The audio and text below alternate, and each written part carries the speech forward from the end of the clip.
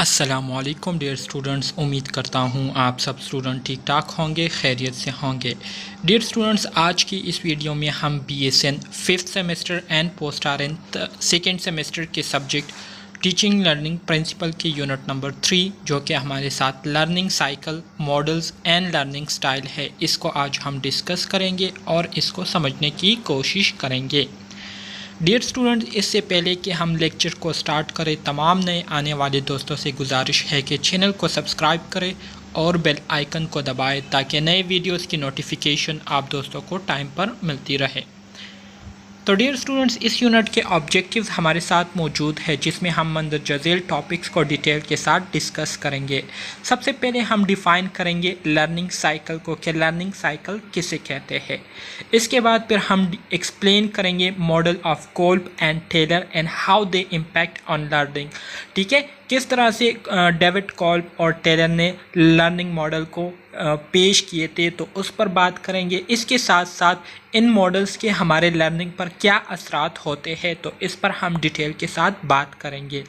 इसके साथ साथ हम लर्निंग स्टाइल या लर्निंग टाइप्स के बारे में बात करेंगे। इसके अलावा हम एक्सप्लेन करेंगे problem solving and learning cycle को। ठीक है, प्रॉब्लम सॉल्विंग किसे कहते हैं, प्रॉब्लम सॉल्विंग के हमारे साथ जो 5 मुख्तलिफ स्टेजेस है उस पर डिटेल के साथ बात करेंगे। तो आज का जो टॉपिक है, आज का जो लेक्चर है, बहुत ही ज़्यादा इम्पोर्टेंट है, बहुत ही ज़्यादा आसान है। उम्मीद करता हूँ आपको इसकी आसानी से समझ आ जाएगी अगर आप इसको गौर से सुने। तो डियर स्टूडेंट्स, सबसे पहले हम बात करेंगे लर्निंग साइकिल की। What is learning cycle? Learning cycle किसे कहते हैं? A framework which provide a design for a learning environment is called learning cycle. Learning cycle असल में हमारे साथ ये एक फ्रेमवर्क होता है। फ्रेमवर्क से मुराद ये असल में हमारे साथ एक ऐसा सिस्टम होता है जो कि हमें मुकम्मल एक डिज़ाइन प्रोवाइड करती है जिसके ज़रिए हम क्या करते हैं, अपने लिए लर्निंग एनवायरनमेंट को तैयार करते हैं। मतलब लर्निंग के लिए माहौल को हम क्या करते हैं, इसी सिस्टम के ज़रिए क्या करते हैं, तैयार करते हैं। इसको हम क्या कहते हैं, इसको हम लर्निंग साइकिल कहते हैं। ठीक है, अब लर्निंग साइकिल के लिए या लर्निंग एनवायरनमेंट को बनाने के लिए हमारे साथ कौन से चीज़ें होती है या वो कौन से स्टेप्स होते हैं जिसको हमने लाजमी तौर पर करने होते हैं, उसको हमने फॉलो करने होते हैं। तो इसमें पहले नंबर पर हमारे साथ आता है organisation of course document.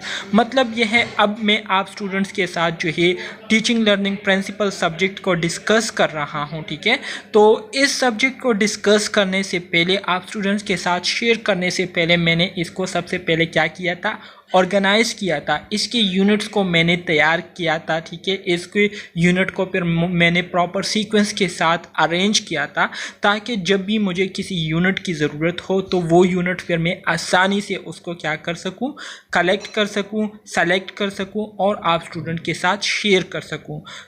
Learning environment को सूटेबल बनाने के लिए सबसे जो पहला और इम्पोर्टेंट काम होता है वो अपने कोर्स जितने भी डॉक्यूमेंट्स होते हैं, तो अपने कोर्स के डॉक्यूमेंट्स को ऑर्गेनाइज करना होता है, उसको सीक्वेंस के साथ रखना होता है ताकि जब भी हमें किसी सब्जेक्ट की ज़रूरत हो तो उस सब्जेक्ट्स के यूनिट हमें आसानी से फिर मिलते हो। ठीक है, दूसरा काम क्या है, creating opportunities for problem solving. ज़ाहिरी बात है, जब हम कोई काम कर रहे होते हैं, जब हम लर्निंग कर रहे होते हैं, तो लर्निंग के दौरान बाज़ फेजेस ऐसी आ जाते हैं, बाज़ स्टेजेस ऐसी आ जाते हैं जिसकी हमें समझ नहीं आती, जिसकी वजह से हम प्रॉब्लम में मुब्तला हो जाते हैं। उन प्रॉब्लम्स को सॉल्व करने के लिए हमें जो है मौक़े निकालने होंगे, हमें जो है टाइम निकालना होगा। ठीक है, ताकि उस पर हम प्रॉपर तरीके से सोचें, उसको हम समझें। तो जब तक हम प्रॉब्लम को समझेंगे नहीं, जब तक हम प्रॉब्लम पर थिंकिंग नहीं करेंगे, तो तब तक हम प्रॉब्लम्स को सॉल्व नहीं कर सकते। तो प्रॉब्लम्स को सॉल्व करने के लिए हमने अपॉर्चुनिटीज़ जो है वो क्या करने होंगे, क्रिएट करने होंगे। इसके साथ साथ इंटरकनेक्टेड लर्निंग टास्क से मुराद ये है कि यहाँ पर हम टीचिंग लर्निंग प्रिंसिपल सब्जेक्ट को डिस्कस कर रहे हैं, जिसमें हम लर्निंग के हवाले से बात कर रहे हैं। तो लर्निंग के हमारे साथ डिफरेंट स्टाइल है, जिसको हम आगे स्लाइड में डिटेल के साथ डिस्कस करेंगे। मिसाल के तौर पर एक स्टूडेंट है जिसकी जो लर्निंग है वो तब होती है जब वो किसी चीज़ को देखता है और उसको फिर लिखता है, तो लिखने के साथ साथ उनको लर्निंग आसानी से हो जाती है। तो इंटरकनेक्टेड लर्निंग टास्क से मुराद ये है कि आप जिस चीज़ को सीखना चाहते हैं या सीख रहे होते हैं, तो उससे रिलेटेड आप क्या करें, प्रैक्टिकल काम करें, ठीक है। उससे रिलेटेड आप एक्सपेरिमेंट करें, ठीक है, ताकि आपको जो है प्रॉपर तरीके से उसकी समझ आ जाए, ताकि आप जो है उस चीज़ में प्रॉपर तरीके से इन्वॉल्व होकर उस चीज़ को समझें। तो इस तरह से आपकी जो लर्निंग है वो ज़्यादा इफ़ेक्टिव होगी। इसके साथ साथ कांस्टेंट फीडबैक से मुराद ये है कि आप जो काम कर रहे हैं तो उस काम के हवाले से आप ख़ुद से भी इवॉल्वेशन करेंगे, ठीक है, ख़ुद से भी आप फीडबैक लेंगे। लेकिन इसके साथ साथ आपके इर्द गिर्द जितने भी लोग हैं तो उनके साथ भी आप अपनी जो मसाइल है या अपने जो टास्क है उसको डिस्कस करेंगे और उनके जो पॉइंट ऑफ व्यूज़ है उसको भी आप जो है ग्रांटेड लेंगे, उसको भी आप समझने की कोशिश करेंगे। तो इसी तरह से जो है आपको मुख्तलिफ लोगों से फीडबैक मिलेगी और उसी फीडबैक को जो है आप यूटिलाइज़ करते हुए अपनी लर्निंग को मज़ीद इम्प्रूव बना सकते हैं। इसके साथ साथ and on going change in course delivery. अब मैं आप स्टूडेंट्स के साथ जो है टीचिंग लर्निंग प्रिंसिपल सब्जेक्ट को डिस्कस कर रहा हूँ, ठीक है। तो जिस तरीके से मैं आप स्टूडेंट्स के साथ इसको शेयर कर रहा हूँ, तो हो सकता है ये तरीका आप स्टूडेंट्स को बहुत ज़्यादा पसंद हो, ये तरीका जो है आप लोग अच्छे तरीके से इसको अंडरस्टैंड करते हैं, इस तरीके की आपको समझ भी आ रही है। तो फिर मैं इस कोर्स डिलीवरी मेथड को चेंज नहीं करूँगा। मिसाल के तौर पर मैं एक ऐसा मेथड फॉलो कर रहा हूँ जिसकी वजह से आप बहुत ज़्यादा बोरियत का शिकार हो रहे हो या आपको उस मेथड की समझ नहीं आ रही, तो ऐसे कंडीशन में फिर मैं अपनी जो कोर्स डिलीवरी मेथड है उसको क्या करूँगा, चेंज करूँगा और ऐसे मेथड को फॉलो करूँगा जिसकी आपको सही तरीके से समझ आती हो। तो इसको कहते हैं ongoing change in course delivery. अब आ जाते हैं dear student David Kolb learning model की तरफ। David Kolb learning model, Kolb ने जो है एक लर्निंग मॉडल पेश किया था, तो उसके हवाले से अब हम बात करेंगे। डेविड कॉल्ब ने लर्निंग की जो डिफिनीशन की है वो यहाँ पर आपके सामने मौजूद है, जिसमें कहते हैं कि the process whereby knowledge is created through the transformation of experience is called learning, ठीक है। डेविड कॉल्ब ने लर्निंग की जो डिफिनीशन की थी वो कुछ इस तरह से की थी कि लर्निंग असल में हमारे साथ एक ऐसा अमल होता है जिसको जब तक आप बज़ाते ख़ुद एक्सपीरियंस नहीं करेंगे तब तक जो है आप इसको नहीं सीख सकते।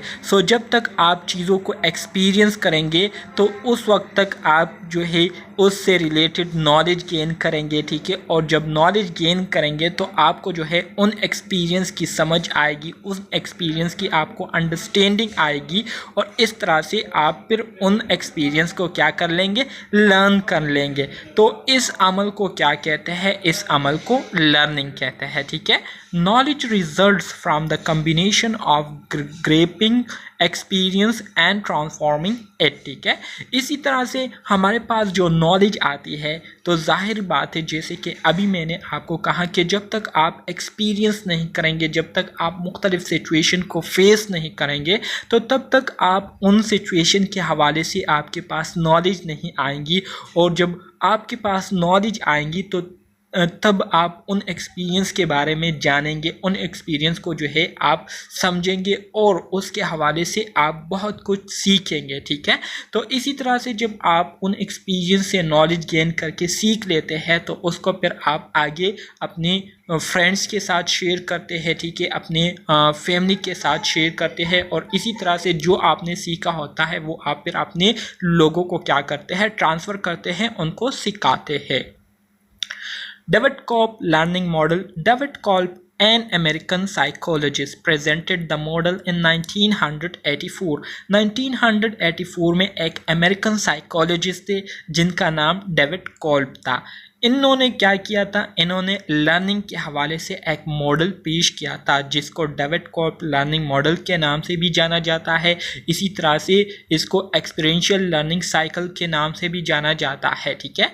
सो Kolb propose learning style are one of the best known learning style theories and practice today. और इसी तरह से कोल्ब ने जो लर्निंग स्टाइल पेश किए थे, जो प्रेजेंट किए थे लर्निंग स्टाइल को, तो वो आजकल के ज़माने में बहुत जाने माने जाते हैं और बहुत ज़्यादा फेमस है, ठीक है। Cole believed that our learning style emerged due to three key influencers: our genetics, life experiences and the demands of our present environment, ठीक है।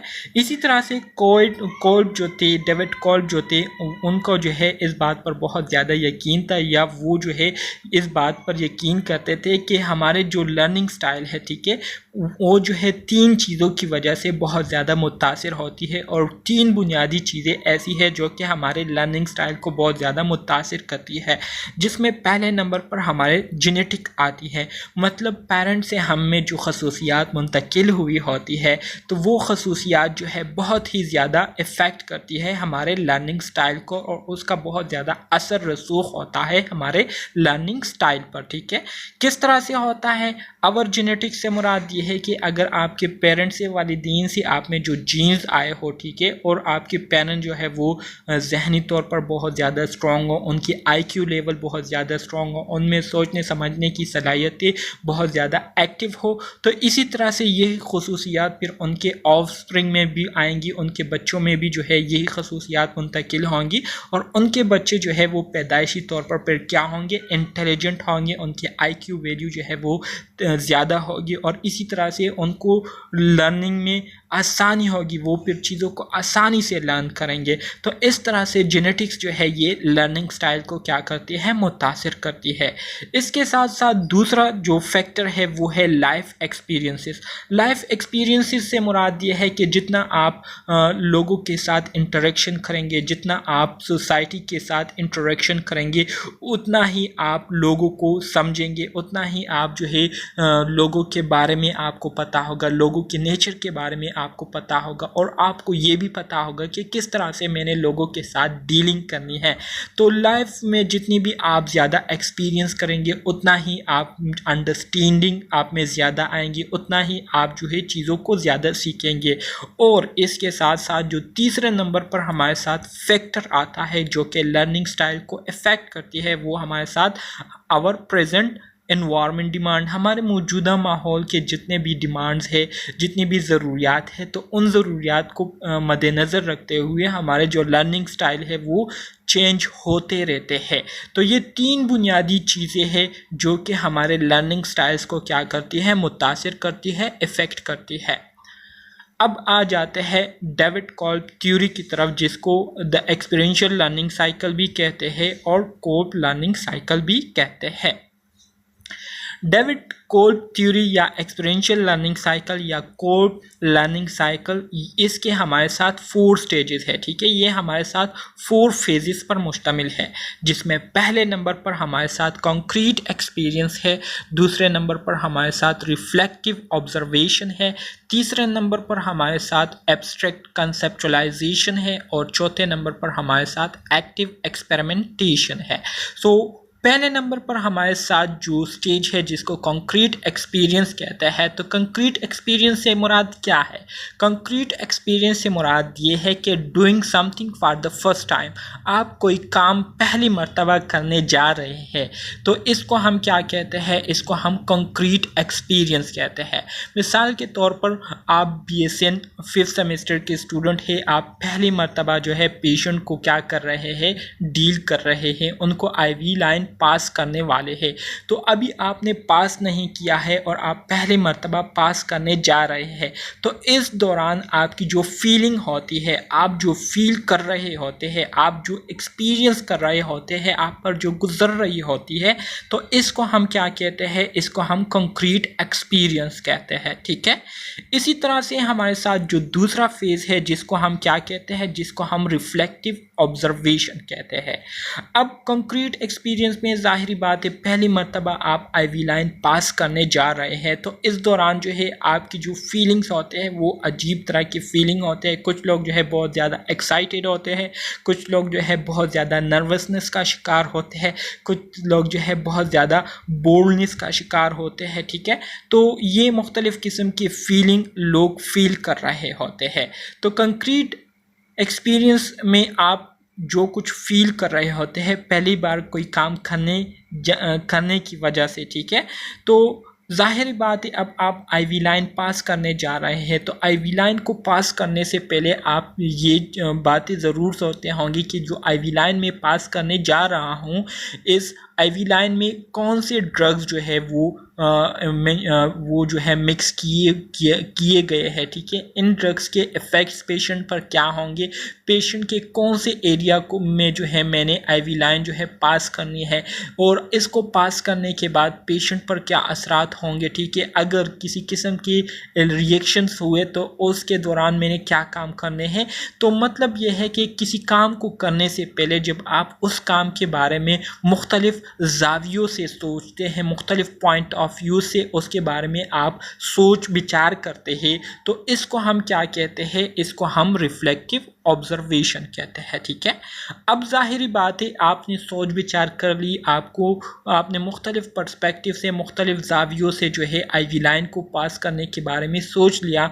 अब आपको समझ आ गई है कि मैंने क्या करना है। ठीक है, अब आपने उससे रिलेटेड आपने अपने माइंड में आइडियाज़ क्रिएट करने होंगे, आपने जो है नए मेथड जो है वो अपने माइंड में जनरेट करने होंगे कि इस आईवी लाइन को मैं पास करूँगा तो इसको ऐसे अंदाज में मैं पास करूँ कि किसी भी किस्म की प्रिक जो है वो मुझसे ना हो, और फर्स्ट अटैम्प्ट पर जो है मैं आईवी लाइन को पास कर लूँ, और पेशेंट को भी किसी किस्म का मसला ना हो, ना ही पेशेंट को किसी किस्म का पेन हो। ठीक है, तो आप उसके लिए क्या करते हैं, नए नए आइडिया जो है आपके माइंड में क्रिएट होते हैं, या नए नए नॉलेज जो है आपके माइंड में आ जाता है। ठीक है, तो इसको हम क्या कहते हैं, इसको हम एब्स्ट्रैक्ट कंसेप्चुअलाइजेशन कहते हैं। एब्स्ट्रैक्ट कंसेप्चुअलाइजेशन में आपने जो समझा होता है पहले 2 स्टेजेस में, तो उसके हवाले से आपके माइंड में नए नए आइडियाज़ जो है वो क्रिएट होने शुरू हो जाते हैं। आप जो है नए नए नॉलेज जो है आपकी माइंड में आना शुरू हो जाती है। ठीक है, तो इसको हम क्या कहते हैं, एब्स्ट्रैक्ट कंसेप्चुअलाइजेशन कहते हैं। ठीक है, इसके बाद चौथे नंबर पर हमारे साथ जो आखिरी स्टेज है, इसको हम एक्टिव एक्सपेरिमेंटेशन कहते हैं। ठीक है, एक्टिव एक्सपेरिमेंटेशन में हम क्या करते हैं, एक्टिवली काम को परफॉर्म करते हैं। मतलब पहले 3 स्टेजेस में हमने जितने भी काम किए होते हैं, तो उन कामों का निचोड़ हमारे पास ये होता है कि उन कामों का निचोड़ में हम क्या करते हैं, उसको हम प्रैक्टिकली परफॉर्म करते हैं। मतलब जो आइडियाज़ हमने सोचे होते हैं, तो उन आइडियाज़ को हम प्रैक्टिकली अपने पेशेंट पर अप्लाई करना शुरू कर देते हैं। तो ये हम एक्टिव एक्सपेरिमेंटेशन में करते हैं। ठीक है, तो ये 4 स्टेजेस है, इसको आगे हम डिटेल के साथ डिस्कस करेंगे। उम्मीद करता हूँ यहाँ पर आपको इसकी समझ आ गई होगी। सबसे पहला जो स्टेज है हमारे साथ 4 लर्निंग स्टेजेस या डेविड कोल्ब लर्निंग साइकिल के हमारे साथ 4 लर्निंग स्टेजेस है। ठीक है, पहला जो स्टेज है वो है कंक्रीट एक्सपीरियंस, जिसमें हम क्या करते हैं, फील करते हैं चीज़ों को। A new experience of situation is encounter और अ री इंटरप्रिटेशन ऑफ एग्जिस्टिंग एक्सपीरियंस। ठीक है, जैसे कि मैंने आपको इसकी डिफिनीशन में बताया कि कोई काम आप पहली मर्तबा करने जा रहे हैं, तो उस दौरान आपकी जो फीलिंग होते हैं उसको हम क्या कहते हैं, कंक्रीट एक्सपीरियंस कहते हैं। या पहले से आपने आईवी लाइन के बारे में जो है पढ़ा हुआ है, आईवी लाइन के बारे में आप जो है नॉलेज गेन की है, लेकिन आप जब उसको परफॉर्म करते हैं, परफॉर्म करने से पहले आप दोबारा से उसको समझने की कोशिश करते हैं, उस पर सोच विचार करते हैं, तो इसको हम कंक्रीट एक्सपीरियंस कहते हैं। इसके बाद दूसरे नंबर पर हमारे साथ आता है रिफ्लेक्टिव ऑब्जर्वेशन। रिफ्लेक्टिव ऑब्जर्वेशन, जैसे कि मैंने आपको कहा कि रिफ्लेक्टिव ऑब्जर्वेशन में हम उस काम के हवाले से डिफरेंट पर्सपेक्टिव से क्या करते हैं, सोच विचार करते हैं। जैसे कि स्टार्ट में ही मैंने आपको कहा कि आप पहली मर्तबा आईवी लाइन पास करने वाले हैं, तो उसके बारे में आप ज़ाहिरी बातें सोचते हैं कि इस आईवी लाइन में कौन से ड्रग्स जो है वो मिक्स किए गए हैं, इस ड्रग्स को देने के बाद पेशेंट पर क्या असरात मुरतब होंगे, अगर किसी वजह से रिएक्शन हो जाए तो फिर मैंने क्या इक़दाम करने हैं। तो ये सारी चीज़ें जो है हम क्या करते हैं, रिफ्लेक्टिव ऑब्जर्वेशन में हम करते हैं। Any inconsistencies between experience and understanding is called reflective observation. ठीक है। इसी तरह से तीसरे नंबर पर हमारे साथ एब्स्ट्रैक्ट कंसेप्चुअलाइजेशन है, मतलब थिंकिंग करना।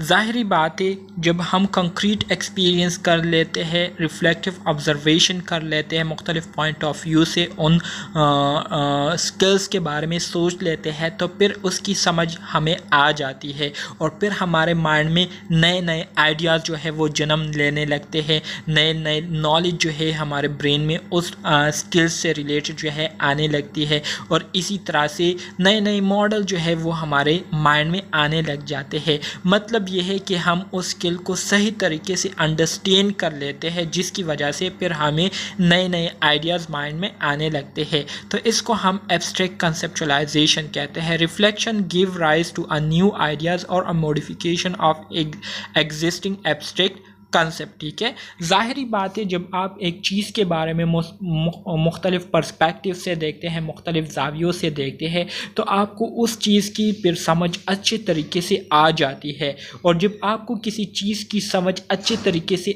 आती है, तो ज़ाहिरी बात है फिर आपके माइंड में उस चीज़ से रिलेटेड नए नए आइडियाज़ जो है वो जन्म लेने लगती है, या पहले से आपके पास जो इंफॉर्मेशन थी उस चीज़ के हवाले से, तो वो क्या हो जाती है, उसमें मॉडिफिकेशन आ जाती है, वो अपग्रेड हो जाती है। ठीक है, अपडेट हो जाती है। तो इसको हम क्या कहते हैं, एब्स्ट्रैक्ट कंसेप्चुअलाइजेशन कहते हैं।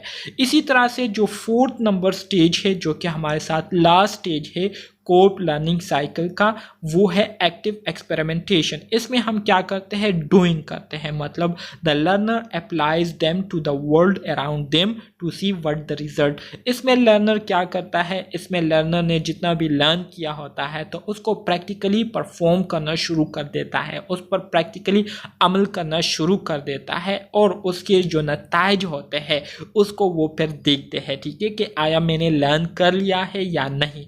तो ये 4 बुनियादी स्टेजेस है कोर प्लानिंग साइकिल के, जो कि इंतहाई आसान है, कंसेप्चुअल बेस है। ठीक है, इसलिए अगर आपने मेरे इन बातों को गौर से सुना हो तो मुझे पूरा यकीन है कि आप लोगों ने इसको समझ लिया होगा। किसी किस्म की कंफ्यूजन अब आपको इन टॉपिक्स में नहीं होगी। ठीक है, लेकिन अगर आपने फिर भी सही तरीके से ना सुना हो तो मैं दोबारा से जो है आपको बता दूंगा, या आप जो है दोबारा से इस वीडियो को जो है बैक करके दोबारा से आप सुन लीजिए, तो आपकी जो कंसेप्ट है वो मुकम्मल तौर पर क्लियर हो जाएगी। डियर स्टूडेंट्स, अब यहाँ पर प्रोसेसिंग कॉन्टिनम और परसेप्शन कॉन्टिनम आ जाता है। इसके हवाले से मैं आपको बताऊंगा, लेकिन इसके साथ साथ लर्निंग स्टाइल है जो कि डेविड कॉल्प ने हमें बताए थे अपने लर्निंग मॉडल के ज़रिए। ठीक है, यहाँ पर उन लर्निंग स्टाइल के हवाले से अब मैं आपको बताऊंगा। ठीक है, सबसे पहले हमारे साथ जो पहला लर्निंग स्टाइल है वो है डाइवर्जिंग। डाइवर्जिंग क्या है, डाइवर्जिंग ये हमारे साथ लर्निंग स्टाइल है। ठीक है, और इसमें हमारे साथ कौन से एरिया आते हैं, इसमें हमारे साथ ये वाले एरिया आते हैं जिसको मैं स्क्वायर में क्या कर रहा हूँ, इसको मैं स्क्वायर में बंद कर रहा हूँ। इसमें डाइवर्जिंग में जो है हमारे साथ 2 एरियाज़ आते हैं, एक हमारे साथ कंक्रीट एक्सपीरियंस और दूसरा हमारे साथ रिफ्लेक्टिव ऑब्जर्वेशन। सो इसका मतलब यह है कि डाइवर्जिंग ये हमारे साथ वो डाइवर्जिंग में हमारे साथ वो लोग आते हैं, वो लोग होते हैं जो कि पहली दफ़ा कोई काम कर रहे हो। ठीक है, और पहली बार उस काम को करने की वजह से वो मुख्तलिफ फीलिंग को क्या कर रहे होते हैं, फील कर रहे होते हैं। ठीक है, और इसी तरह से उन कामों को मुख्तलिफ पर्सपेक्टिव से क्या करते हैं, देखते हैं, ऑब्ज़र्व करते हैं, उस पर सोच विचार करते हैं। तो इसमें हमारे साथ क्या आते हैं, डाइवर्जर आते हैं। इस फेज़ को हम क्या कहते हैं, डाइवर्जिंग कहते हैं, जिसमें जो डाइवर्जर होते हैं, जो लोग होते हैं, वो चीज़ों को क्या करते हैं, फील करते हैं और उस पर सोच विचार करते हैं, उसको मुख्तलिफ पॉइंट ऑफ व्यू से देखते हैं, ठीक है। तो इसलिए इसको डाइवर्जिंग के नीचे आपको फील एंड वॉच जो है नज़र आ रही होगी। फिर इसके बाद हमारे साथ जो दूसरा स्टाइल आता है लर्निंग का, ठीक है, वो कौन सा है? दूसरा जो स्टाइल है हमारे साथ लर्निंग का वो है एसिमिलेटिंग। एसिमिलेटिंग जो है ये हमारे साथ दूसरा स्टाइल है लर्निंग का, और इसमें हमारे साथ जो एरियाज़ आते हैं वो मैं आपको अभी मार्क करने जा रहा हूँ। इसमें हमारे साथ दो एरियाज़ आते हैं, एक एब्स्ट्रैक्ट कंसेप्चुलाइजेशन और दूसरा हमारे साथ रिफ्लेक्टिव ऑब्जर्वेशन। ज़ाहिरी बात है, जब आप किसी चीज़ पर मुख्तलिफ पॉइंट ऑफ व्यू से देखते हैं, जब आप किसी चीज़ पर मुख्तलिफ पॉइंट ऑफ व्यू से सोचते हैं, तो वो चीज़ जो है आपको मुकम्मल तौर पर क्लियर हो जाती है। आपकी जो कंसेप्ट है उस चीज़ के हवाले से मुकम्मल क्लियर हो जाती है और आप मुकम्मल तरह से उस चीज़ को समझ लेते हैं। तो इसी वजह से फिर आपको उन चीज़ों के हवाले से नए नए आइडियाज़ जो है आपके माइंड में आने लग जाते हैं, नए नए थ्योरीज जो है आप उन चीज़ों के हवाले से जो है बनाना शुरू कर देते हैं, नए नए मॉडल आपकी जहन में जो है उस चीज़ के हवाले से आने लगती है। तो ये जो एरिया है ये हमारे साथ एसिमिलेटिंग में आता है। एसिमिलेटिंग में हम क्या करते हैं, चीज़ों के बारे में मुख्तलिफ पॉइंट ऑफ व्यू से क्या करते हैं, सोच विचार करते हैं, और इसी तरह से फिर उन्हीं सोच विचार के बुनियाद पर आइडियाज़ क्रिएट करते हैं, थ्योरीज़ क्रिएट करते हैं या मॉडल जो है क्रिएट करते हैं, ठीक है। तो ये हम एसिमिलेटिंग में करते हैं। इम्पोर्टेंट है MCQs के हवाले से, इसलिए आपने इसको गौर से सुनना है, ठीक है। तीसरा जो हमारे साथ लर्निंग स्टाइल है जो कि डेविड कॉल्प ने हमें बताया है वो क्या है, वो हमारे साथ कन्वर्जिंग है। कन्वर्जिंग में क्या आता है? कन्वर्जिंग में हमारे साथ abstract conceptualization and active experimentation आता है। मतलब यह है कि इसमें जो कन्वर्जर होते हैं वो नए नए आइडियाज़ क्रिएट करते हैं, नए नए मॉडल, नए नए थ्योरी जो है वो क्रिएट करते हैं based on their reflective observation, और इसी आइडियाज़, उन्हीं थ्योरीज, उन्हीं मॉडल्स को लेकर उस पर फिर वो प्रैक्टिकली काम करने की कोशिश करते हैं ट्रायल एंड एरर के ज़रिए, ठीक है। ट्रायल एंड एरर के ज़रिए चीज़ों को लर्न करने की कोशिश करते हैं। तो इसमें जो कन्वर्जर होते हैं वो पहले सोच विचार करने के बाद उस पर क्या करते हैं, डू करते हैं, मतलब उस पर अमल करने की कोशिश करते हैं। इसी तरह से हमारे साथ जो लास्ट स्टेज आता है या जो लास्ट लर्निंग साइकिल आता है वो क्या है, वो हमारे साथ एकोमोडेटिंग है। एकोमोडेटिंग में हमारे साथ जो एरियाज़ आते हैं तो वो एक्टिव एक्सपेरिमेंटेशन और कंक्रीट एक्सपीरियंस है। इसमें जो एकोमोडेटर होता है तो उसके माइंड में जो भी बात आती है तो वो उसको प्रैक्टिकली परफॉर्म करता है, उस पर सोच विचार करने के बावजूद या सोच विचार करने के बगैर जो है वो उसको प्रैक्टिकली करना शुरू कर देता है, उस पर अमल करना शुरू कर देता है, और ट्रायल और एरर के ज़रिए वो चीज़ों को अंडरस्टैंड करने की कोशिश करते हैं, ठीक है। तो ये हमारे साथ एकोमोडेटर है। एकोमोडेटिंग में हम फील एंड डू, मतलब जो हम फील करते हैं उसी को हम प्रैक्टिकली क्या करते हैं, परफॉर्म करते हैं, और उससे हम सीखने की कोशिश करते हैं। अब यहाँ पर हम बात करेंगे किस चीज़ की, यहाँ पर अब हम बात करेंगे processing continuum and perception continuum की। Processing continuum east west axis, processing continuum how we approach a task, ठीक है। So east and west continuum हमारे साथ कौन सा है, ये हमारे साथ ईस्ट है, ठीक है, और ये हमारे साथ क्या है, वेस्ट है। तो ये ईस्ट वेस्ट कॉन्टिनम जो है ये हमारे साथ प्रोसेसिंग कॉन्टिनम कहलाता है, ठीक है। इसमें हम क्या करते हैं, इसमें हम रिफ्लेक्टिव ऑब्जर्वेशन और एक्टिव एक्सपेरिमेंटेशन करते हैं। मतलब इसमें हम सोच विचार करते हैं कि किस तरह से एक काम को हम प्रैक्टिकली परफॉर्म कर सकते हैं और अपने जो टास्क है उसको मुकम्मल कर सकते हैं। तो ये हम प्रोसेसिंग कॉन्टिनम में हम इसके हवाले से सोच विचार करते हैं, ठीक है। इसी तरह से जो नॉर्थ एंड साउथ एक्सिस है, नॉर्थ एंड साउथ एक्सिस, सब्र करें, नॉर्थ एंड साउथ एक्सिस, ये ऊपर वाला हमारे साथ नॉर्थ है, नीचे वाला हमारे साथ साउथ है, ठीक है। तो इस नॉर्थ और साउथ एक्सिस को क्या कहते हैं, परसेप्शन कॉन्टिनम कहते हैं, क्योंकि इसमें हम कंक्रीट एक्सपीरियंस और एब्स्ट्रैक्ट कंसेप्चुलाइजेशन करते हैं। कंक्रीट एक्सपीरियंस से मुराद ये है कि पहले मरतबा हम कोई काम करने जा रहे हैं तो उसकी वजह से हम मुख्तलिफ़ किस्म के जज्बात को, मुख्तलिफ़ किस्म के एहसासात को क्या कर रहे होते हैं, फ़ील कर रहे होते हैं। ठीक है, इसके साथ साथ हम सोच विचार कर रहे होते हैं, नए नए आइडियाज़ क्रिएट करने की कोशिश करते हैं, थ्योरीज डेवलप करने की कोशिश करते हैं।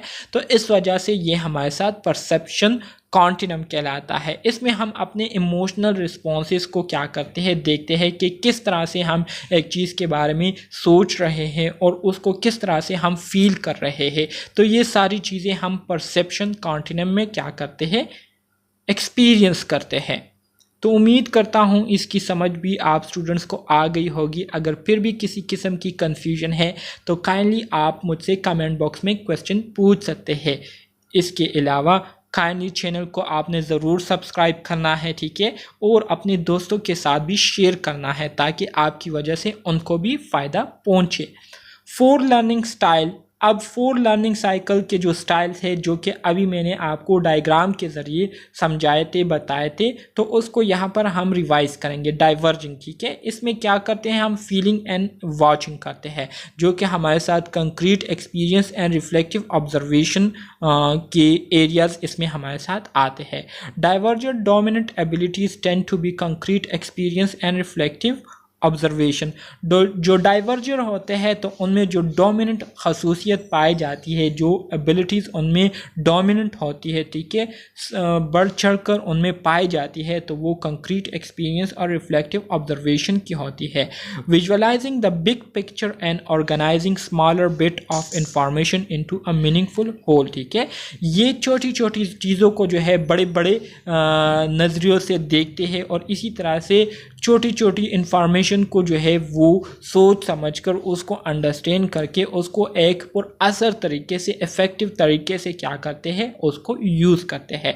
इसमें हमारे साथ जो लोग आते हैं वो क्या होते हैं, क्रिएटिव होते हैं, क्रिएटिव थिंकिंग करते हैं, बहुत ज़्यादा इमोशनल होते हैं और आइडियाज़ उनके माइंड में अच्छे तरीके से आते हैं, मतलब मुख्तलिफ़ किस्म के आइडियाज़ जो है वो क्या करते हैं, जनरेट करते हैं। जैसे कि म्यूजिशियन हो गए, आर्टिस्ट हो गए, साइकोलॉजिस्ट हो गए और फाइन आर्ट्स वाले जितने भी लोग हैं, तो ये डाइवर्जिंग फील्ड में आते हैं और ये डाइवर्जर कहलाते हैं, ठीक है, क्योंकि ये लोग क्रिएटिव सोच रखते हैं, ये नए नए म्यूज़िक को क्रिएट करते हैं, नए नए चीज़ें क्रिएट करते हैं, सोच विचार करते हैं, ठीक है, तो इस वजह से ये हमारे साथ डाइवर्जिंग कैटेगरी में आएंगे। दूसरे नंबर पर हमारे साथ जो लर्निंग स्टाइल है वो है एसिमिलेटिंग। एसिमिलेटिंग में हम वॉचिंग एंड थिंकिंग करते हैं, जिसमें हमारे साथ abstract conceptualization and reflective observation आता है। Assimilator lean toward the area of reflective observation and abstract conceptualization, ठीक है। फैसिनेटेड विद एब्स्ट्रैक्ट आइडियाज़, ये लोग क्या करते हैं, ज़्यादातर इनके माइंड में नए नए आइडियाज़ जो है वो क्रिएट होते हैं। Not concern with the practical application of theories, ये लोग जो है थ्योरीज को प्रैक्टिकली जो है वो अप्लाई नहीं करते, बल्कि assimilators often thrive in STEM field और field that involve planning and research, ठीक है। एसिमिलेटर जो होते हैं ज़्यादातर वो लोग होते हैं जिनका ताल्लुक जो है प्लानिंग या रिसर्च से होता है, जिसमें हमारे साथ stem stand for, S stand for science, T stand for technical, E stand for, इसी तरह से हमारे साथ ई से क्या आता है, सबर करें मैं आपको बताता हूँ। सो एस से जो है साइंस आता है, टी से टेक्नोलॉजी आती है, ई से इंजीनियरिंग आता है और एम से मैथमेटिक्स आता है। तो इन फील्ड से ताल्लुक़ रखने वाले जितने भी लोग होते हैं तो वो एसिमिलेटिंग की कैटेगरी में आते हैं, ठीक है। इसके बाद हमारे साथ जो थर्ड लर्निंग स्टाइल है जो कि डेविड कोल्ब ने हमें बताया है, ठीक है, वो कन्वर्जिंग है। कन्वर्जिंग में क्या होता है, डूइंग एंड थिंकिंग, इसमें abstract conceptualization and active experimentation होती है। People with this learning style have dominant abilities in the area of abstract conceptualization and active experimentation, ठीक है, practical application of ideas and tend to do best in situation with a problem that require a singular ideal solution, typically use a trial and error approach, technical field or action oriented jobs such as sales and marketing. So जो कन्वर्जर होते हैं, तो कन्वर्जर ज़्यादातर जितने भी ideas उनके mind में आते हैं तो उन आइडियाज़ को वो प्रैक्टिकली परफॉर्म करते हैं, उस पर प्रैक्टिकली अमल करके उससे जो सलूशन है, प्रॉब्लम के जो हल है उसको निकालते हैं। ठीक है, इसी तरह से जो कन्वर्जर होते हैं इनमें आपको ये खसूसियत भी देखने को मिलेगी कि ये ट्रायल एंड एरर प्रोसेस के ज़रिए चीज़ों को लर्न करने की कोशिश करते हैं। और इसी तरह से टेक्निकल फील्ड से ताल्लुक़ रखने वाले लोग जितने भी होते हैं तो वो कन्वर्जिंग के फील्ड में आते हैं। इसी तरह से जो लास्ट स्टेज है हमारे साथ लर्निंग साइकिल का, वो है एकोमोडेटिंग। एकोमोडेटिंग में हमारे साथ डूइंग एंड फीलिंग आता है, मतलब concrete experience and active experimentation. Strong inclination toward concrete experience and active experimentation tend to rely on others for information, then carry out their own analysis. They enjoy putting plans into motion immediately and seeing real-time result. Greatest risk taker and adventurers. ठीक है, अब जो accommodator होते हैं तो accommodator ज़्यादातर concrete experience और active experimentation खसूसियत इनमें पाई जाती है। ये लोग जो है जितनी भी इनके पास नॉलेज होती है तो उस पर सोच विचार किए बगैर वो प्रैक्टिकली उस पर अमल करते हैं और ट्रायल और एरर के ज़रिए चीज़ों को लर्न करने की कोशिश करते हैं।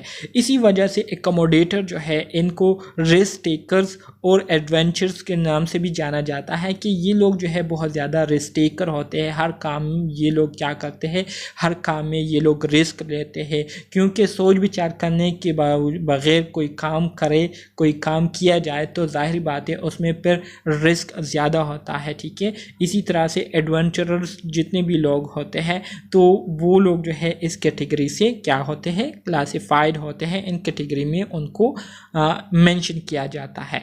तो उम्मीद करता हूँ इन 4 स्टेजेस, इन 4 लर्निंग साइकिल के बारे में, स्टाइल्स के बारे में भी आपको मुकम्मल तौर पर समझ आ गई होगी। अगर फिर भी कोई कन्फ्यूजन है, कोई मिसकंसेप्शन है तो आप कमेंट बॉक्स में मुझसे पूछ सकते हैं। लेकिन आप लोगों ने जो है चैनल को हर हाल में सब्सक्राइब करना है। ठीक है, अगर आप जो है एक लफ्ज़ को भी सीख गए हैं मुझसे तो आप लोगों ने चैनल को लाजमी तौर पर सब्सक्राइब करना है और दोस्तों के साथ भी शेयर करना है। ठीक है, ये मेरी तरफ से एक रिक्वेस्ट है आप तमाम दोस्तों से। Taylor model of learning cycle, Taylor model of learning cycle, इसके हवाले से अब हम बात करेंगे। So first articulated by Marilyn Taylor in 1979, then refined in 1987. सबसे पहले Taylor model of learning cycle, इसको मेरिलिन टेलर ने 1979 में जो है इसको पेश किया था और इसको फिर दोबारा से मॉडिफाई करके 1987 में क्या किया था, पेश किया था। Ensure stay focused on moving ahead rather than getting stuck in the I have made a terrible mistake self-talk. Pattern of disorientation, exploration, reorientation and equilibrium. अच्छा जी, टेलर ने जो बात अपनी लर्निंग साइकिल में बताई थी वो यही बताई थी कि अगर आप कोई काम को कर रहे हैं और उस काम को करने के दौरान आप उसमें फंस जाए, आपको जो है उसमें रुकावटें आ जाए और आप उसमें फंस जाएं, तो उस पर अफसोस करने के बजाय आपको चाहिए कि उस पर मुसलसल आप जो है कोशिश करते रहें, आप उस पर मुसलसल जो है ट्राई करते रहें, तो आप जो है उस प्रॉब्लम से निकल जाएंगे। ठीक है, तो ये बात जो है इन्होंने अपने मॉडल में बताई थी। इसी तरह से टेलर ने अपने मॉडल को जो है 4 स्टेजेस पर क्या किया है, डिवाइड किया है, जिसमें पहला जो स्टेज है वो हमारे साथ डिसओरिएंटेशन है, दूसरा स्टेज हमारे साथ एक्सप्लोरेशन है, तीसरा स्टेज हमारे साथ रीओरिएंटेशन है और चौथा स्टेज हमारे साथ इक्विलिब्रियम है। Then for life long learners a new period of disorientation as the cycle begin again. ठीक है, तो यहाँ तक आज के लिए इतना काफ़ी है। इंशाल्लाह नेक्स्ट लेक्चर में हम इस यूनिट के पार्ट 2 को डिस्कस करेंगे। अगर कोई क्वेश्चन हो, कोई कन्फ्यूजन हो तो आप कमेंट बॉक्स में मुझसे क्वेश्चन पूछ सकते हैं। तो मिलते हैं नेक्स्ट वीडियो में, तब तक के लिए अल्लाह हाफिज़।